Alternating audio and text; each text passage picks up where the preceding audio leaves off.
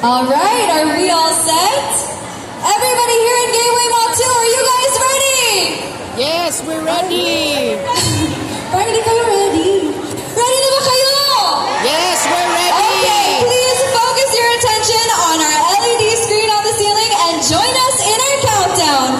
We begin our Christmas tree lighting in 10, 9, 8, 7, 6, 5, 4, 3, 2, and 1. There you have it, ladies and gentlemen. Our Christmas tree here in Gateway Mall 2 has been officially lighted.